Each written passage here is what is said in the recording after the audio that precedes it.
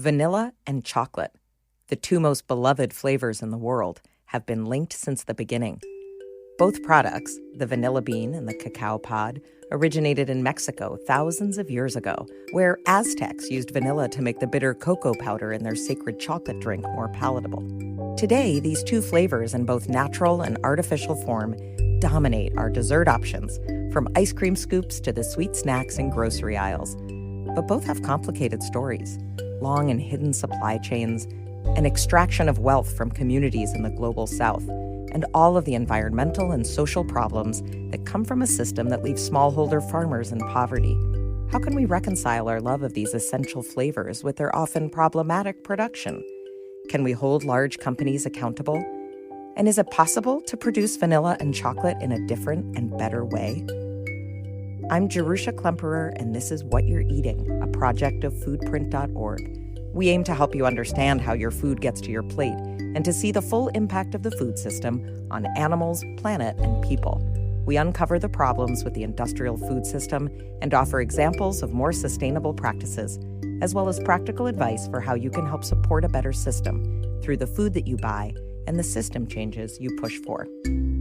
We'll start with vanilla, which, despite its idiomatic meaning as boring or bland, is the number one most beloved flavor, with a complex flavor profile and a buying price so high that the unripe pods are often protected with armed guards. The brown liquid we all know from baking chocolate chip cookies is the end product of a long and arduous process that begins mostly in Madagascar, an island off the southeast coast of the continent of Africa. It's home to around 75% of the world's vanilla production. I spoke to Jennifer Boggess of Hey La La Vanilla, which is not from Vanilla's hub, Madagascar, but rather from Tonga, a small island in the South Pacific near Western Samoa. So vanilla is a climbing orchid plant. It has to be on a host tree. So you plant a vanilla vine from a cutting, and then about 3 to 4 years later, with the right looping, pruning, tipping, mulching, composting, the vanilla plant should flower. And it's a beautiful, delicate little orchid flower, and it opens for about 6 hours, and it has to be hand pollinated within that time frame. Otherwise, it dies and there's no vanilla bean. 9 months later, like a baby, you get a vanilla bean that's ready to be picked, just when the tip's starting to turn yellow. And then it goes through like a 3 months curing, drying process, which is the traditional way of curing and drying vanilla beans to bring out all the flavor and aroma. In some places, some practices try and shortcut that curing, drying process. We do it the traditional way, which is starting a fermentation process, very similar to cacao, really, in a lot of ways. And then they're sort of sweated and wrapped up like babies overnight for a week or so.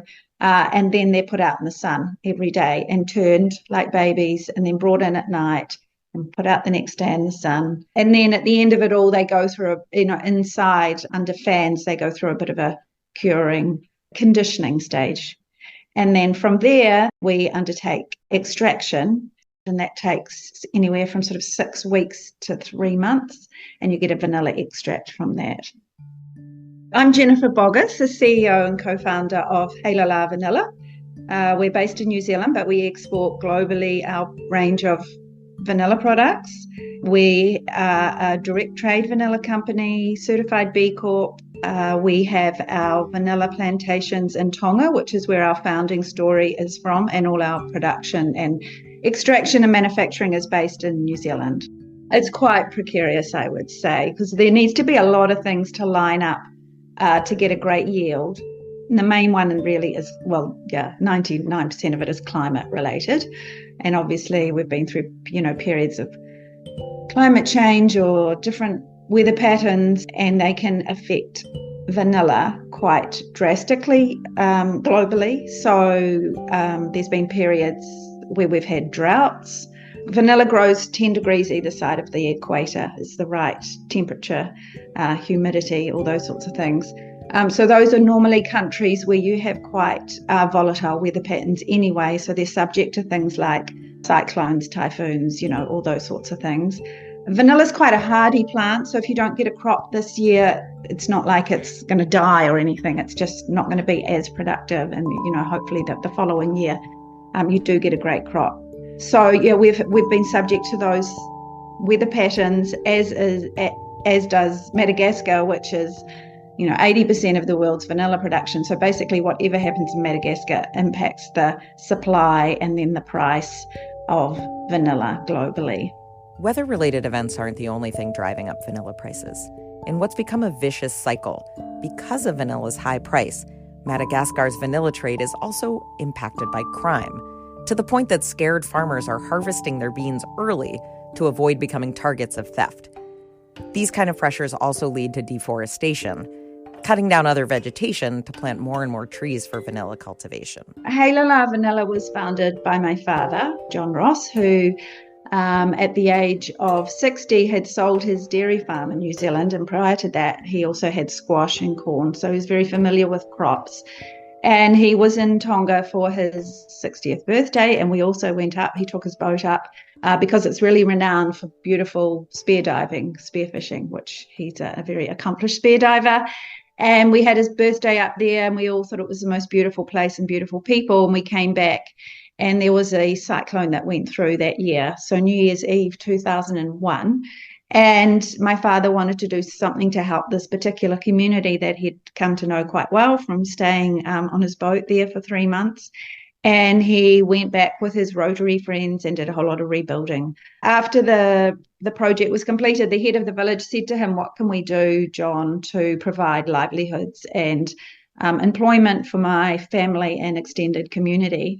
And Dad, being a farmer, looked around. It had to be something that wasn't perishable because of the freight situation.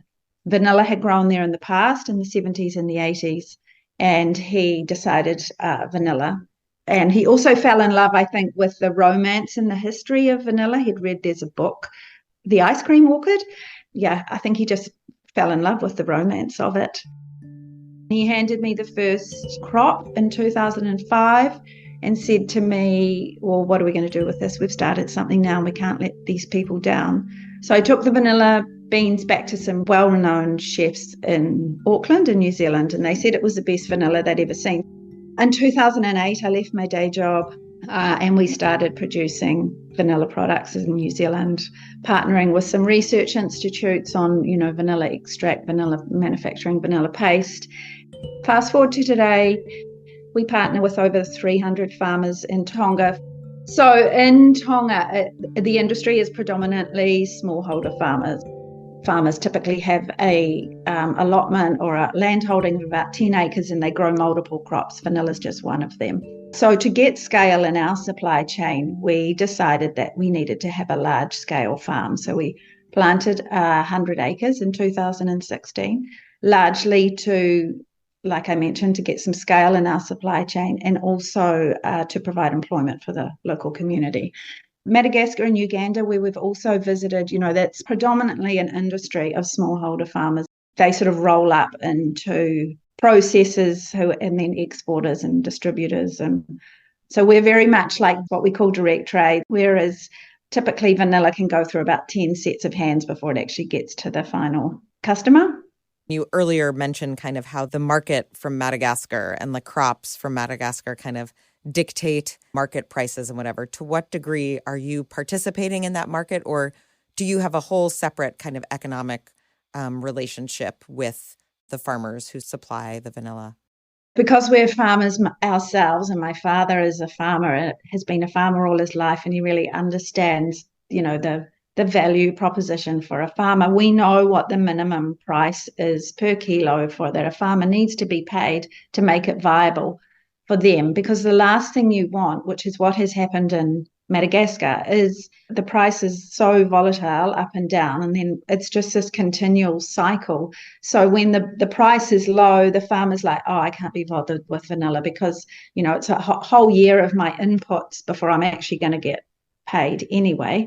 So I'd rather grow something else. It's a lot quicker for my cash flow and a lot more consistent." So then they pull out, and then the demand goes up because there's not as much supply because the farmers have pulled out, and then the price goes up because there's not as much vanilla. So then the farmers come back in, but there's all lags and things in between those. So we didn't want that to happen in Tonga. So we very much pay we have like a kind of a minimum price, and then we always pay at least that or above. And that minimum price, like at the moment, vanilla is kind of at a low price globally in like Madagascar, Uganda, but we're always paying, at the moment, we're paying about double that to farmers. Yeah, we try and take the volatility out of it so that it provides a really secure, consistent income for them. And I'm guessing that then makes your product more expensive than some of the other ones out there. And then that becomes part of your job, is to help people understand why. Well, it is more expensive than, some of those big, large commercial industrial vanillas,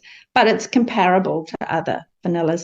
We believe that, when you're using a teaspoon of vanilla in your recipe, that, the cost differences per recipe that doesn't make a huge difference. And we believe that you can taste the difference in the vanilla, and you feel good about using the good vanilla. Aside from serious bakers and chefs, most consumers, of course, are not buying vanilla in bean form. So vanilla extract is like your base vanilla that everybody's probably familiar with. Our vanilla is 1 teaspoon is 1 vanilla bean equivalent. So I just sort of term it as the underwear of baking. It's like salt. You know if it's not there, but you don't necessarily know if it's there. So yeah, vanilla extract sort of just like that base. Then vanilla paste is the vanilla extract with the seeds put back in. So you get that lovely visual. It's the same flavor as extract, but you get the bonus of seeing the seeds. And particularly in things like ice creams or custards or creme brulees or panna cottas or things where you want to see that visual of the seeds to get that, so you know that the vanilla is there. And then vanilla powder is the whole bean dried and ground. People typically use that. It's quite a niche, very niche product from a home baker's perspective, because it's typically used in things like where people don't want to add alcohol, bliss balls, smoothies, milkshakes, ice creams, and it's super concentrated, the whole bean dried. And you need time for the flavor to infuse, just like if you're using a vanilla bean. For most people, vanilla has ultimately become a flavor rather than a product. And that flavor that we all know and recognize is thanks to an organic compound naturally found in vanilla called vanillin. A vanilla bean has over 200 flavor compounds, of which vanillin is one. So when you are drying your vanilla beans, part of your sort of quality control is you can do a vanillin test to see what the vanillin level in your vanilla beans are. So it's a key flavor compound. But there is over 200 flavor compounds in a vanilla bean. So when we're doing our extraction process, we know at different stages in that cold extraction process, you're extracting different flavors, and then you end up with an extract or a paste product that what we say is multi-dimensional. If you're just using vanillin, which can be from right at the low end of the scale, is artificial vanillin, which is a byproduct of the pulp and paper process, for example, and other industrialized processes. And then you also have natural flavors, which mimic vanillin, which are made from things like cloves and plums and other natural products that they miraculously blend together to mimic vanillin. But they're still only mimicking vanillin, which is, like I said, just one flavor compound of a vanilla bean. A lot of the vanilla extract we see on a supermarket shelf is imitation vanilla extract, which means it doesn't come from a vanilla bean, but it has vanillin in it, either derived from a plant-based source like wood smoke or tree bark, or from an artificial chemical source. And this is also true for the vanilla flavoring in so many processed products like ice cream, yogurt, cookies, soda, and more. But the US have really great labelling laws, which we don't have in New Zealand and Australia, around how you can label an ice cream, say.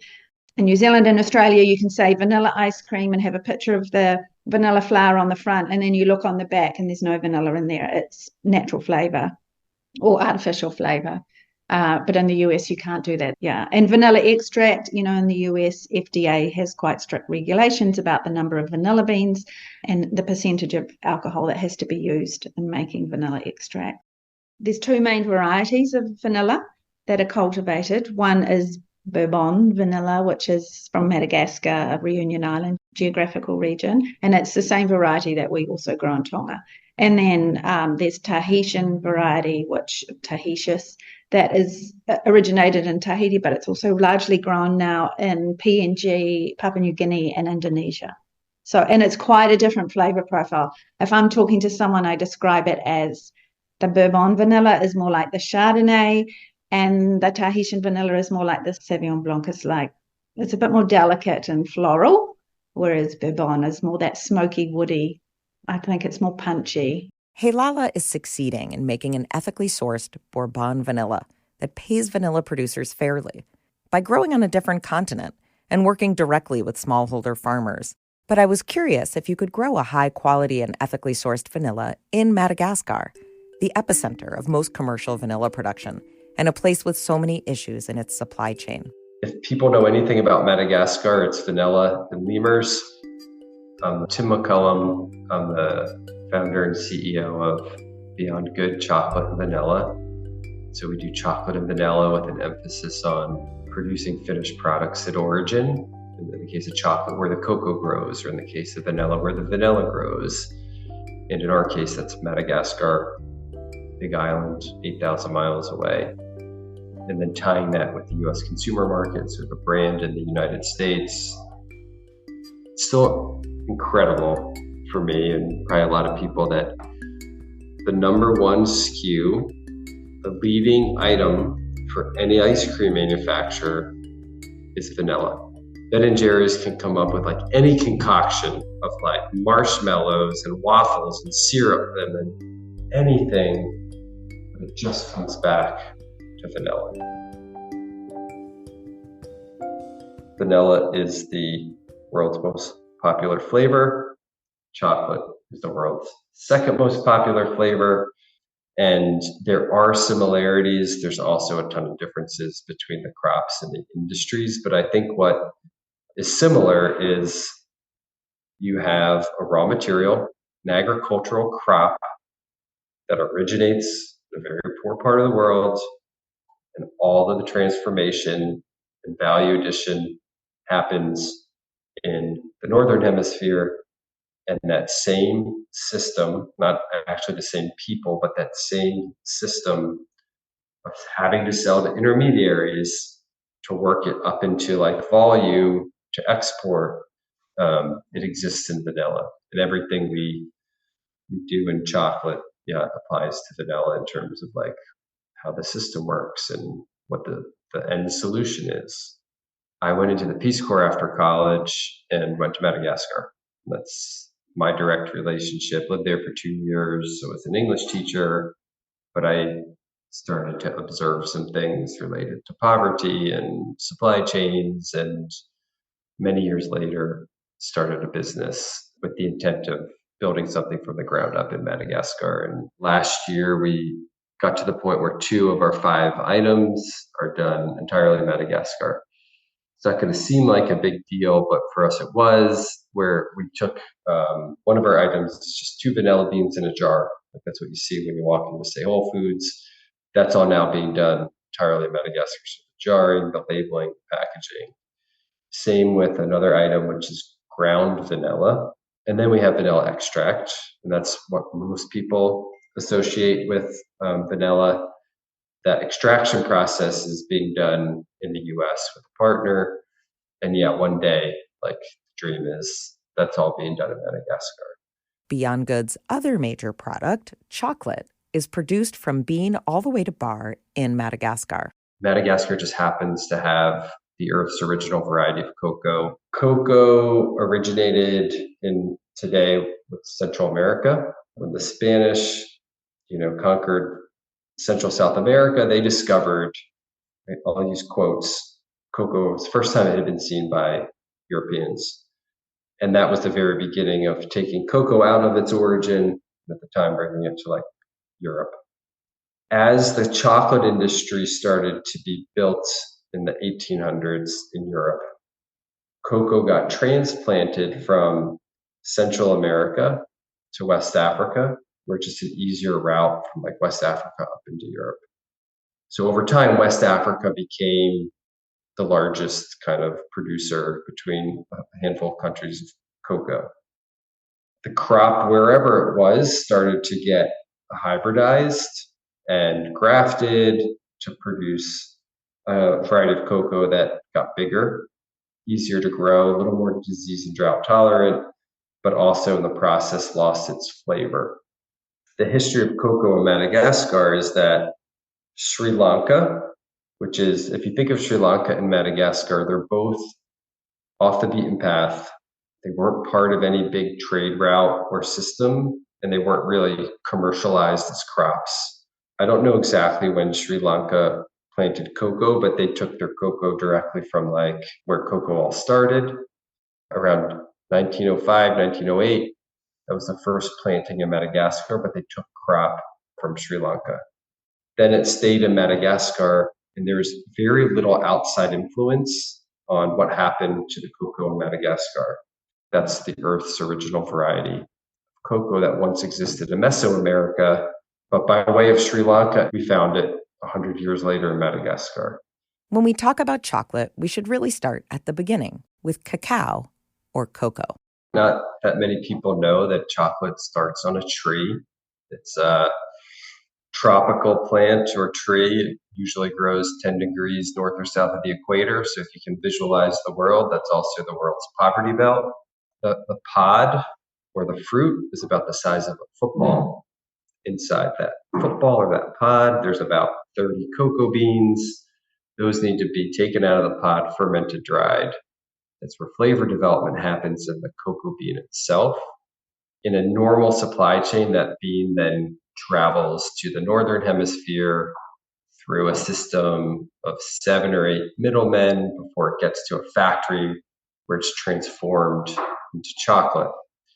In our case, the factory is right down the road from cocoa farmers. But once that bean gets to our factory, it then gets processed and transformed into chocolate. Basically, what you have to do is take a shell off of the bean and then work the bean down by grinding it until it eventually hits a liquid form. You're adding some heat, and that's where you would add other ingredients like sugar. That gets you that molten, melted chocolate that a lot of people can visualize. And then from there, it gets tempered, and then it gets cooled, and then you eventually turn it back into a solid. It's fascinating. I think it's the only food that is a solid at room temperature, but the melting point of chocolate is the exact temperature of the human mouth. So it turns into a liquid when you eat it. I think that's part of our love affair with the product. Most of the world's cocoa is West Africa. So Ghana, Ivory Coast, those two countries have about 65% of the world's cocoa. But almost anywhere cocoa grows, it's referred to as a smallholder crop, which means these are not big farms. These are farmers that have 1 acre, 2 acres, and it's unfortunately a lot of subsistence living, and then cocoa is a cash crop. If you think of it as basically the north and the south, so like northern hemisphere, southern hemisphere, all of the world's cocoa grows in the southern hemisphere on small farms that are in remote parts of the world. Yet all of the world's chocolate manufacturing happens in the northern hemisphere. This is not a small industry we're talking about. It's, I think, next to cheese, it's the second most widely consumed specialty food in the world. It's a massive industry.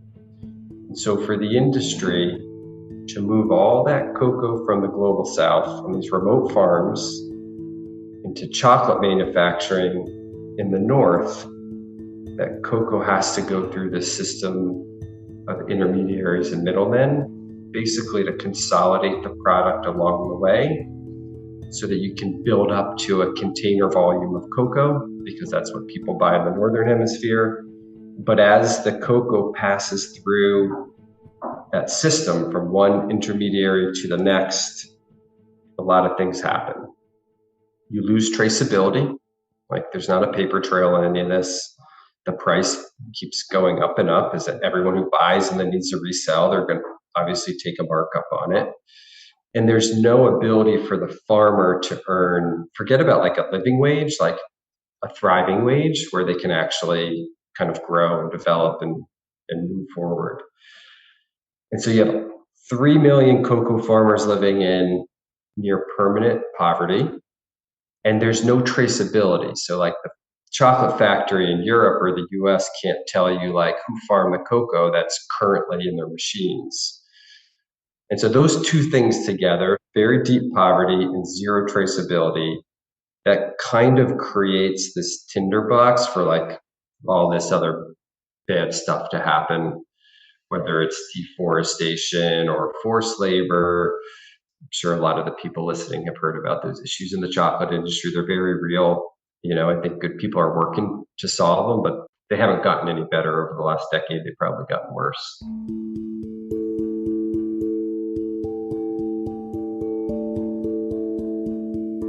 I'm Allie Brudney. I'm a senior staff attorney at Corporate Accountability Lab, a nonprofit organization based in Chicago. We are a team of lawyers who are combating environmental and human rights abuses in global supply chains. We do a lot of work looking at human rights and environmental abuses within the cocoa sector. So specifically, we look at West Africa. So West Africa is one of the larger producers of cocoa. Most of the sort of basic cocoa that finds its way into candy bars, chocolate chips, baking chocolate, anything that's not that fancy, a lot of that cocoa is coming from Cote d'Ivoire, Ghana, Nigeria, Cameroon. We are currently doing work in Cote d'Ivoire, Ghana, and Nigeria, looking at a lot of the challenges facing the industry that, in my mind, all center around the fact that companies are paying a really low price for cocoa to begin with. Each country functions a little bit differently. So in Ghana and Cote d'Ivoire, which are the two biggest producers, together they produce about 60% of all cocoa. They each have a cocoa board. So the cocoa board sets the price of cocoa each year, or each season really, and that's the farm gate price. That's the price that cocoa farmers are supposed to receive for their cocoa. The low price that companies are paying for cocoa is the root cause of tons of problems across the cocoa supply chain. It means that farmers are being underpaid for their work, and it means that they don't earn enough money to hire adult workers. So unless a farmer is making enough money to pay a living wage to another adult worker, they have no other option except to look to more exploitative forms of labor. So in a lot of cases, that means that a lot of their children work on their farms. Sometimes they go to school and work in the afternoons and on weekends and evenings and summers. And sometimes it means that they don't go to school because farmers just need help. And it's, they're trying to make sure that they get enough food on the table. In other cases, some farmers basically are buying trafficked children. Often these kids are coming from other countries north of Cote d'Ivoire and being trafficked into Cote d'Ivoire either through the northern border or through Ghana. Deforestation is also a result of farmer poverty. If you have old cocoa trees, it's hard to do anything about that except for clearing more land in order to make more cocoa to sell. The low price that farmers are getting paid for their cocoa is the root cause of essentially so many of the issues that farmers are facing and the children and others in the industry are facing. And so you mentioned there's using the labor of your own children, and then there's the much, obviously, more sinister trafficking of children, but they're connected. Yeah. So I'm a lawyer, so I'm going to get legal and technical. The International Labor Organization defines the worst forms of child labor, and it's the worst forms of child labor that we really care about. So child work is when you work on a farm doing non-hazardous activities, maybe collecting cocoa pods after school. That's child work. That's fine. You're learning how to do this type of farming. It's okay. Hazardous child labor is where a child is using a machete, which is really dangerous, maybe being exposed to chemicals and pesticides, which are being sprayed on the cocoa farm. And that is still different from when someone is being trafficked. It's the difference between family labor and trafficking. Both hazardous child labor on a family farm and trafficked child labor are the worst forms of child labor, but they are still very different forms of child labor. One is done with your parents, one is where you've been trafficked. But the point is that we need to make sure the companies are paying cocoa farmers a fair price so that they're able to pay adult workers and not turn to any child, regardless of whether they're family labor or trafficked children. One of the first major attempts to address this was something called the Harkin-Engel Protocol, which was signed in 2001. It was a voluntary agreement saying that the chocolate companies would eliminate the quote-unquote worst forms of child labor. And it was signed by the largest chocolate companies, as well as 2 U.S. senators, a U.S. congressman, the ambassador to the Ivory Coast, and a bunch of NGOs and chocolate industry reps. We are 20 years down the line. Companies have not eliminated child labor. In fact, there is likely little difference in the prevalence of child labor in Côte d'Ivoire and Ghana. The most recent statistics say there's 1.56 million children engaged in child labor in Côte d'Ivoire and Ghana. So the Harkin-Engel Protocol as a voluntary protocol has been a pretty abject failure. Since the Harkin-Engel Protocol was signed 20 years ago, there's been a number of changes in who the big players are and mergers, acquisitions. It's shifted. So the companies that signed are not necessarily the big players today, just putting that out of the way. But when we're talking about the big companies that are underpaying cocoa farmers, it is the Hershey's, the Nestle's, the Barry Callebaut's, the Cargills, the Sukden and Olam, Ferrero, Godiva. It's the big chocolate companies and their cocoa suppliers. In 2005, 3 former child slave workers from Mali filed a suit in the United States against Nestle, Cargill, and ADM, invoking an 18th century law called the Alien Tort Statute. This lets people outside the U.S. seek damages in U.S. courts for overseas human rights violations. They charged that these large U.S. chocolate companies were liable for the enslaved labor happening at the beginning of their supply chains in Western Africa. The companies fought this all the way to the Supreme Court, where in June 2021, they succeeded in getting the lawsuit tossed out. This was a huge blow to the fight against enslaved labor in cocoa supply chains. I asked Ali Brudney, what other tools are human rights lawyers using to root these problems out? One thing that Corporate Accountability Lab has been doing is submitting information to Customs and Border Protection under Section 307 of the Tariff Act of 1930. What we basically do is we run investigations we've done this in Côte d'Ivoire and now Nigeria as well. We run these investigations and we collect information about trafficking, forced labor, forced child labor, and we turn that into a petition that we submit to Customs and Border Protection. And we're basically saying under Section 307, it's prohibited to import any good produced with forced or prison labor. So we're providing them information showing that a specific good was produced with forced labor. CAL and international rights advocates submitted an initial petition in February 2020, and we've submitted a couple of supplemental ones since then. Unfortunately, CBP has not taken any action since then on these petitions. We did just work with the African Law Foundation, which is a Nigerian group organization, and we submitted a petition under Section 307 in fall 2023 on forced labor in the Nigerian cocoa sector, sort of also documenting that because it's an area that doesn't receive as much focus because it's not as big a producing country. And so is that part of the strategy, is like dealing with stuff in Africa, dealing with stuff here, and sort of seeing where the most pressure can be put? Yeah, so we're always looking to see how we can incentivize companies to clean up their supply chains. I think that access to the U.S. market or limiting that access is a really big incentive, right? Companies want access to the United States because it's a huge market. We sell and buy so many goods of every type that blocking that access can be a real push for companies to clean up their supply chains. And when fighting for the rights of the enslaved workers isn't successful, there's also the possibility of suing on behalf of consumers, who by eating a product with these terrible abuses in its supply chain become complicit. And most people who buy chocolate do not want to be a part of that. Corporate Accountability Lab filed a case in Washington, D.C. under a consumer protection statute. We filed against Hershey and Rainforest Alliance, arguing that there's false advertising. Unfortunately, the claim against Rainforest Alliance got thrown out for jurisdictional reasons, but the case against Hershey is ongoing. So a lot of chocolate companies, they have certification logos basically on their products that say Rainforest Alliance or Fair Trade. And these are marking for consumers that a good was produced sustainably. What we found, though, is that in our investigations, especially in Côte d'Ivoire, we were on certified farms. We've been there as staff, our investigators have been there, and yet we have these pictures of small children working on certified farms. We have indications of a lot of children who are working on these certified farms and farmers who say they've never been audited. It kind of goes on and on. And so our suit against Hershey is basically alleging that they're making false advertising statements about how sustainable their products are.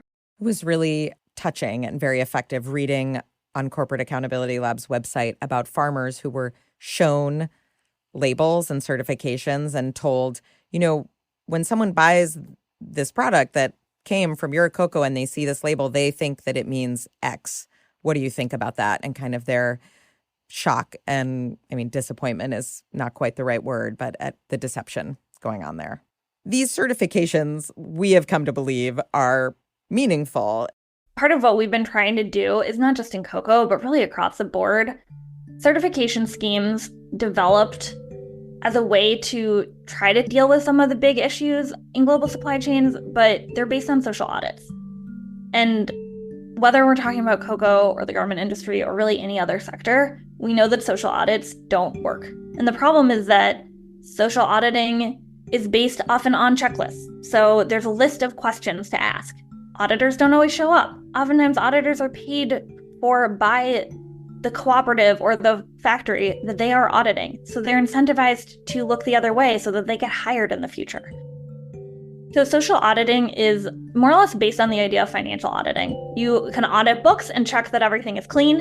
In this case, you're auditing the social and environmental aspects and checking that the situation, that the factory or the farm is complying with specific standards. So in a lot of cases, there will be nice looking standards that have great standards in them saying no forced labor, have to pay minimum wage, no deforestation. And the idea is that the producer is supposed to be complying with all of those standards, and an auditor is supposed to come around and make sure that that producer is complying with all of the standards. Are there any certifications that you would say people could trust or telling them anything meaningful, especially on the labor front? There's no certification schemes that I would say are trustworthy in cocoa. Maybe the only caveat to certification schemes generally is that I think that the worker-driven models are effective. If you look at the Immokalee workers and the Fair Food Program in the tomato fields in Florida, that is an effective model. There's no sort of typical certification scheme that I would say is functioning as it is claiming to be. From your perspective at Corporate Accountability Lab, it sounds like what you're saying is that the way to root out child labor would be to pay above poverty wages for cocoa. The way that we think about it is that companies need to pay farmers a living income in order to create the baseline to make it possible to eliminate a lot of these abuses. In addition, it would be great if they had long-term contracts with their suppliers, with the cooperatives and with farmers, so that farmers know that they have someone to sell to and that they're not bearing the risk. If you're not solving for poverty in the supply chain, then you're not solving the problem. Anyone who's living in poverty, they have immediate needs they need to fill, and they're not really thinking about the future, nor should they, nor could they. It's just basic human needs. And so things like the environment, deaf ears. Until you're able to feed yourself and your family, like the more important thing is like you get income. Anything that's like a well-intended effort to reduce poverty or that's long-term, it doesn't work if someone's living in poverty. So like education, yeah, everyone would say it's good for your kids to be educated, but again, that benefits 10 years down the road if you have to put your kids through school. I've always looked at that as like, once you solve that, then you can unlock solutions for every other problem.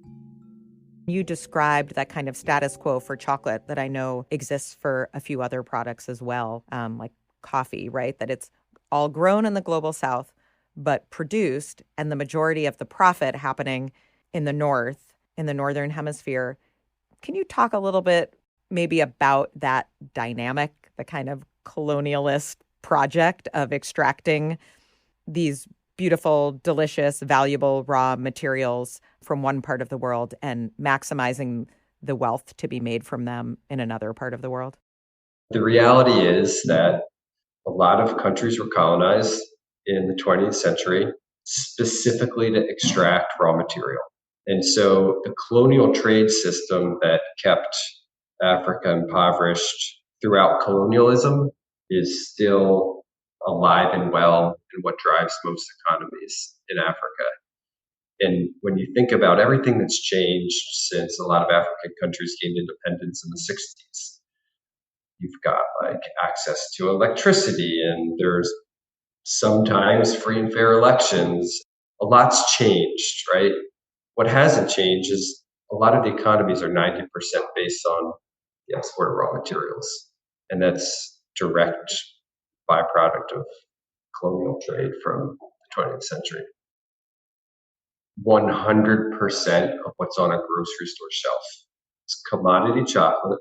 So it all kind of tastes the same because it's all made from the same dumbed down type of cocoa, but it all follows that same supply chain. 100% of what you see when you walk into a grocery store. It's a dumbed down version of what should be, and it's 100% driven by like this insatiable demand from big manufacturers and big brands. They just want cheap cocoa. We interviewed someone working from a legal standpoint to try to eradicate forced child labor from Corporate Accountability Lab. We had a really interesting talk with her about all of these legal maneuverings to try to hold these large companies to account. And it sounds like a Sisyphusian task, right? It's just that system is so big and so intractable. So what you did was sort of set up a different universe, a parallel universe to that one. Can you describe how your company works? I like how you said parallel universe. Much of what we learned was accidental. We set that up without any knowledge of this larger supply chain and the way the industry worked. In a sense, we were like kind of ignorant to that, and it, I think, worked in our favor in the end. And so, knowing nothing about the industrial supply chain, our instinct and intuition was, let's make chocolate in Madagascar.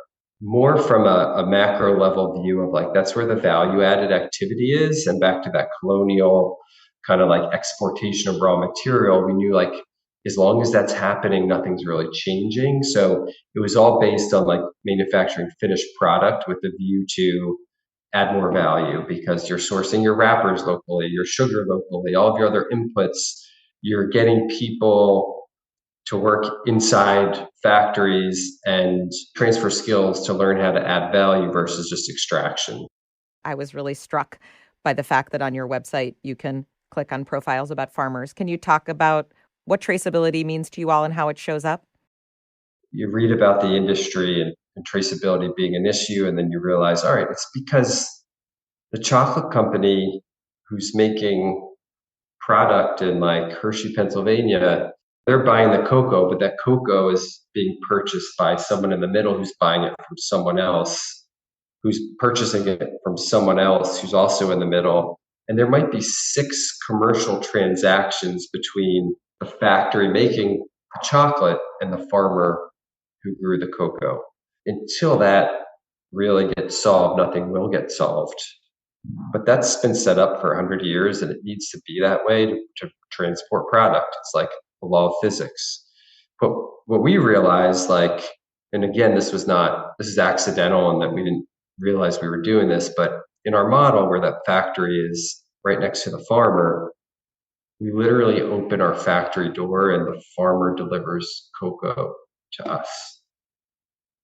Traceability in the normal model is very hard to get at. In our model, it's unavoidable. And because there's that direct transaction with a farmer, I could tell you every farmer we bought from, how much we paid, when we paid it, because it's a relationship between us and the farmer. And it's very hard to influence farmer economics if you're not directly buying from the farmers. It's very hard to ignore it when you are. And so I think that's a big advantage in terms of traceability, but also driving farmer income in a meaningful way.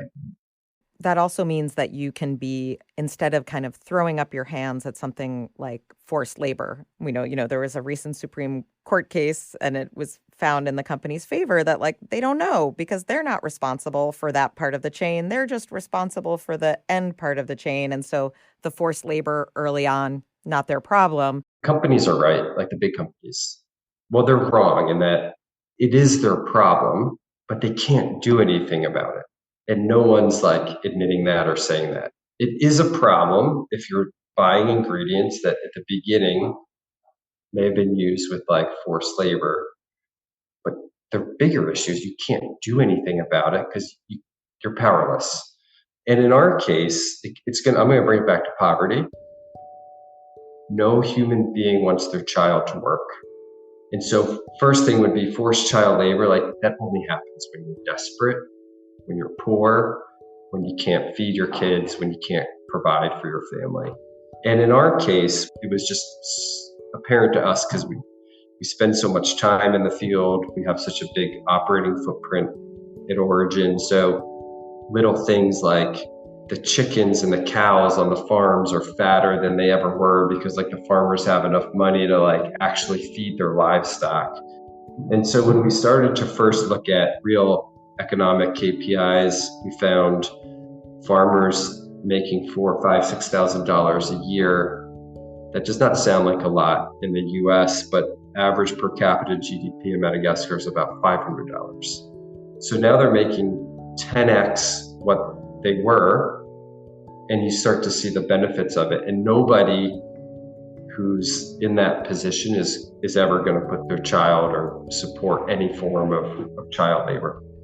As buyers of chocolate, you might look to package labels with certifications like Fair Trade to give you these assurances that the farmers made a living wage, one that meant they could afford to have their children attend school or not to deforest their communities. But according to Corporate Accountability Lab and Tim McCollum, those certifications aren't making sure that's true. If the chocolate industry is at a zero in terms of sustainability or ideal, a fair trade certification, a Rainforest Alliance, UTZ certification, that gets you to like a 1. What we're trying to do is like show like there is a 10 and it's possible. And so best case scenario, it gets you to like a 1, but then you can make an argument that like that actually creates an illusion that like things are changing and getting better, which then leads to complacency. And you could say, actually, that's a net negative. It's somewhere between a -1 and a +1, but in our opinion, certifications don't address the root cause of the problem. They have a role to play. Like I said, we do organic for a reason. It's probably not why like the organic industry exists, but we have a very good reason for doing that. We didn't get official organic certification on the cocoa for the first 5 or 6 years, mainly because it was already organic. There wasn't an herbicide or pesticide literally within 500 miles.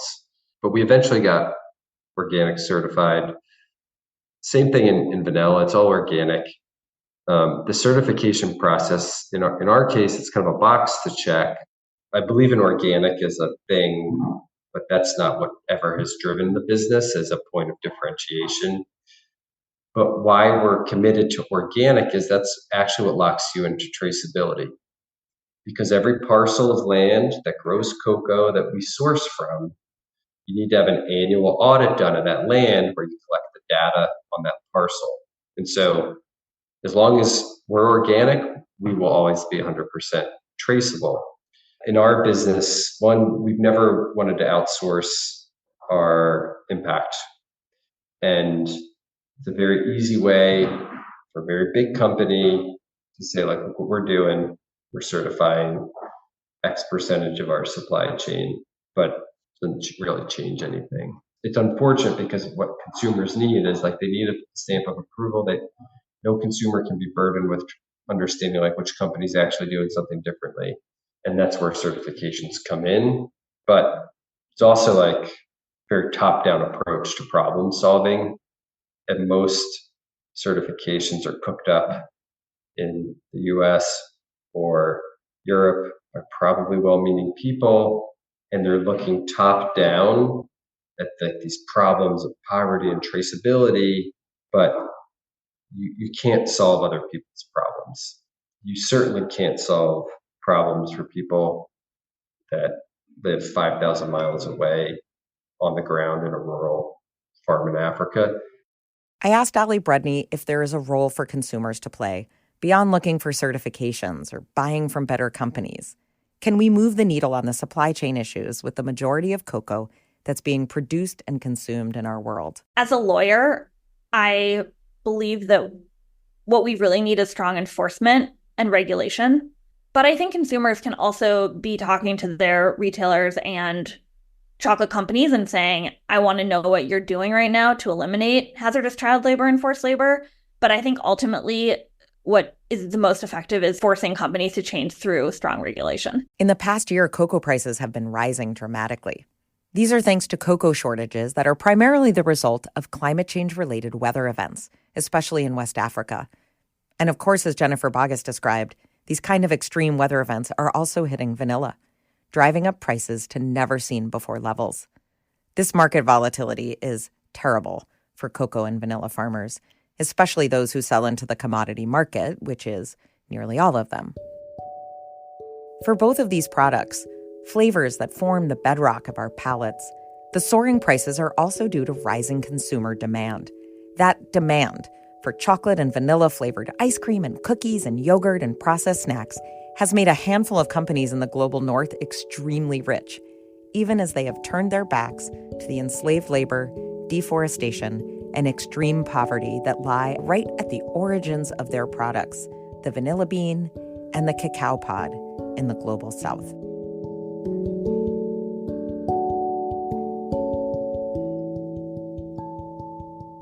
What You're Eating is produced by Nathan Dalton and foodprint.org, which is a project of the Grace Communications Foundation. Special thanks to Jennifer Boggess, Tim McCullum, and Ali Brudney. You can find us at www.foodprint.org, where we have this podcast as well as articles, reports, a food label guide, and more.